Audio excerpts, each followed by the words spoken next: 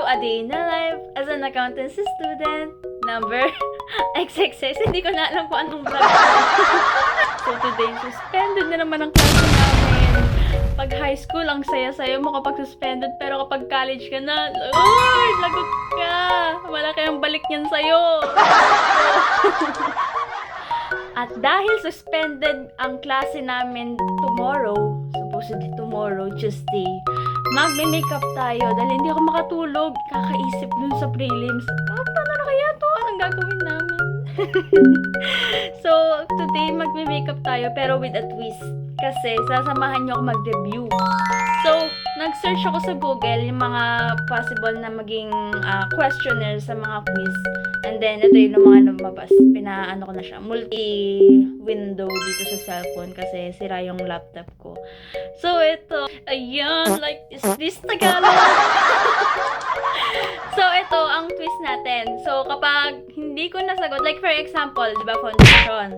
So, pag magpa-foundation ako, kailangan masagot ko yung isang tanong. Pag hindi ko siya nasagot, pag hindi ko siya nasagot, edi walang foundation. So, medyo challenging siya guys kasi kapag walang base yung makeup mo, sobrang pangit niya. Like, hindi siya perfect kapag walang isang makeup. So, tapos na ako mag-skin prep kanina pa. Like, ano na kasi ngayon? Midnight na. Anong oras na ba? Hindi pa naman. 11:56. 4 minutes na lang. Midnight na. So, ito. First, syempre, foundation. So, gagamit ako ng foundation ngayon. Lagyan natin. Ay, hindi pala. Magtatanong pala muna. So, ito yung unang tanong. So, accountancy student ako So, more on for accountancy to. Kasi kailangan kong So, kailangan ko kasing i-review yung 2 major subs ko. So, ito muna isa, yung CFAS. Ito muna i-review ko. So, ang mga possible na question na lumabas. Ito, mga 13 question lang naman siya. Hindi ko lang kung kakasya ba siya. So, first question. According to the Accounting Standards Council, what is the primary nature of the quantitative information provided by the accountancy? Syempre, financial! Kasi primarily, financial in nature. Wow! So, guys, hindi ko to, like, ni-screenshot ko lang to, yung mga sawat, hindi ko na yun, ni-screenshot ko lang siya. So, ayan na, maglalagay na tayo ng foundation. Ayan. Pag gusto yung foundation ko, guys, baka naman. Asan na yung So, I'm so sorry dito sa part na to, guys, kasi sira yung recording, ewan ko ba, pero ito yung question.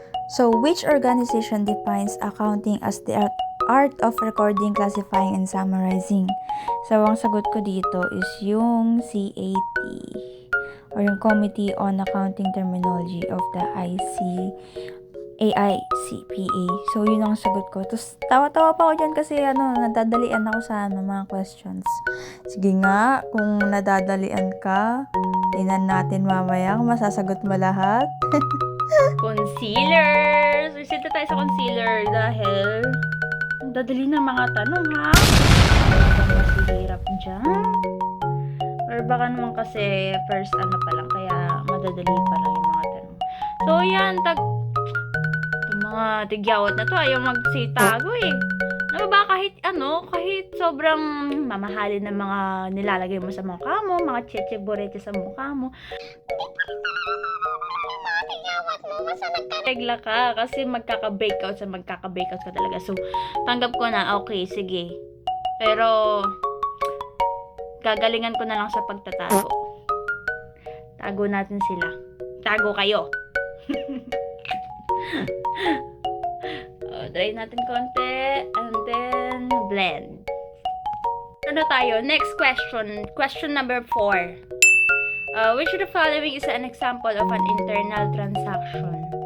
Internal transaction. Ito yung purchasing of goods from a supplier. Hindi.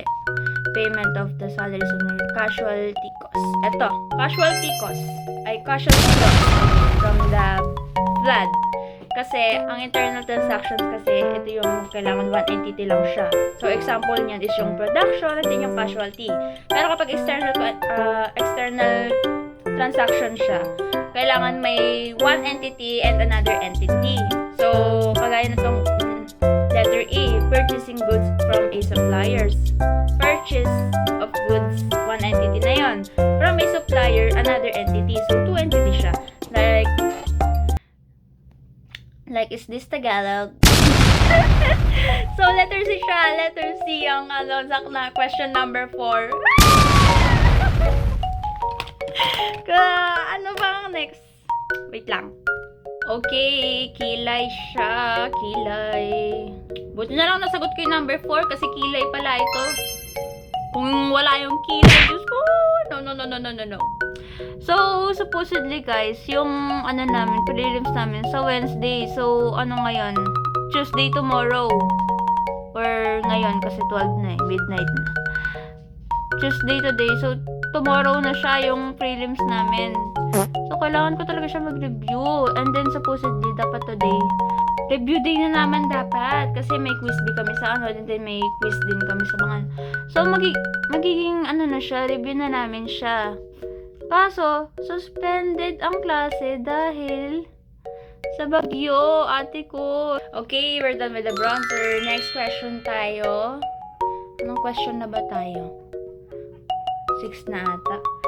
The process of posting transactions to the ledger falls under which piece of accounting? Posting to transaction.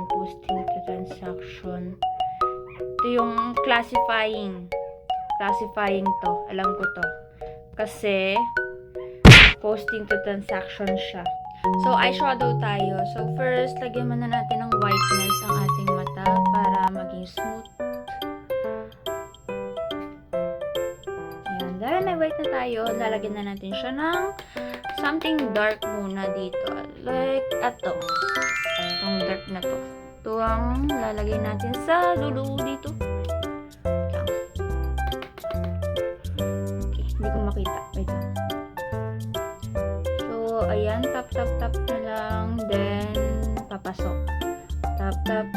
Ikot-ikot. Papasok. Ayan. Then, ang next natin is itong brown na to. Medyo brownish. Yan. Parang medyo light siya na konti. Mas light siya dun sa kanina. Then, lalagay niyo siya dito. Ayan. Ito lang sa gitna. Ayan. Then, dito.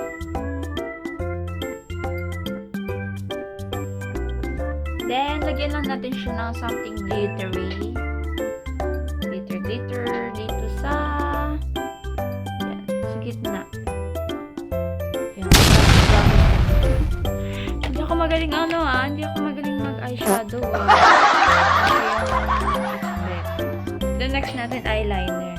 Important to. So sana masagot ko yung next. Ito. Which Republic Act regulates the practice of accountancy in the Philippines? Syempre, 9298. Saan yung 9298? Ito, letter B. So, mag-eyeliner tayo dahil sagot natin yun. Wait lang. Okay, we're done with the eyeliner. So, next naman natin is yung eye curler naman tayo. Next question. What is the primary service traditionally offered by the public accounting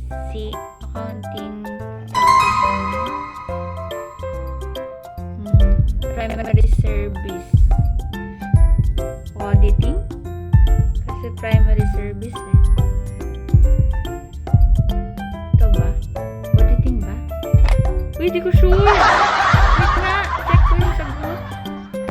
Nasa pa yung sagot Pag binak ko to, maglo-loading na naman to. Auditing ba? What? Ito! Public accounting practitioner. Primary service traditionally offered. Check ko. Pero auditing ang sagot ko dito Check ko. Okay, mga Unatics. Tama ako! Siyempre! Nalito lang ako konti. Pero tama ako. Auditing. Kasi, auditing kasi external auditing, primary siya. Primary service traditionally offered by the public accounting practitioner. Auditing. So, makaka-curl tayo ng lashes. Uy, wala pa tayong mali. Baka isipin nyo, nag-ano ako, ha? Baka isipin nyo, nag-ano pa ako. Nandadaya ako. Hindi ako nandadaya, mga Unatics. Pure, debut. And with the eyelash curler. Next question. So, ang next makeup natin is yung mascara. Next question. What is the highest accounting offer position upon controller?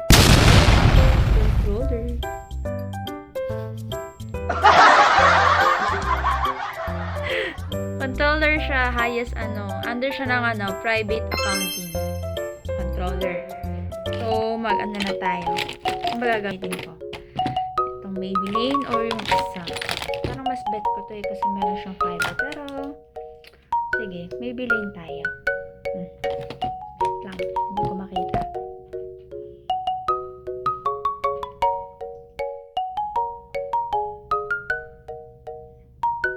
So, next question tayo. Next question.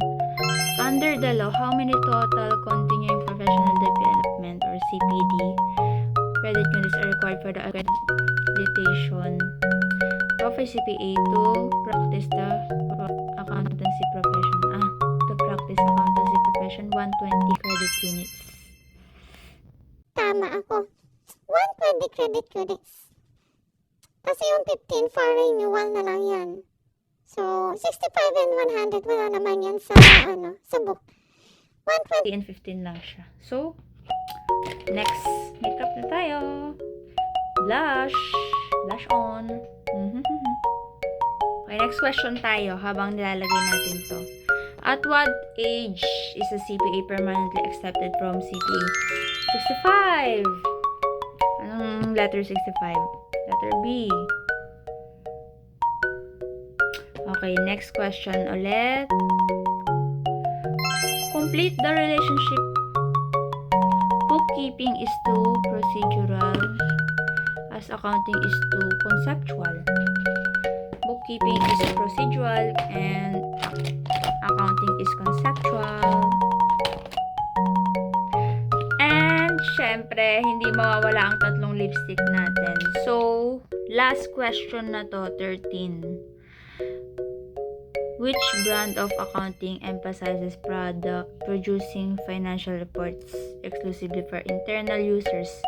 So, internal users is managerial accounting. Internal and external users is financial accounting. Government accounting, hindi. Auditing, hindi. So, ang sagot dyan is letter B, managerial accounting. Alright, so, proceed na tayo sa favorite part. So, kung mapapansin nyo, hindi na siya yung, iba-iba na siya. Kasi tayo, darker color tayo.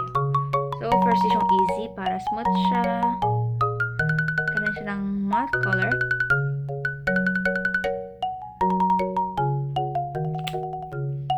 And then, this. Ito, ang ganda-ganda na ito kasi smudge proof siya, tapos hindi siya yung mauubos ko na nga siya, oh. Maganda siya.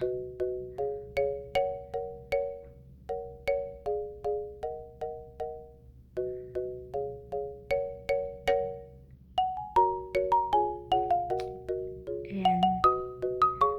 So, kapag na-achieve nyo na yung darkness na gusto nyo makuha, patayin ko muna.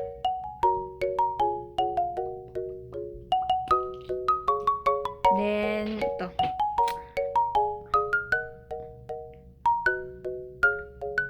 Lip balm.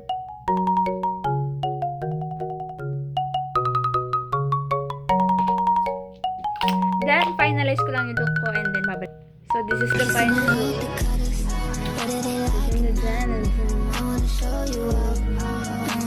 Hindi makapasag pinggan.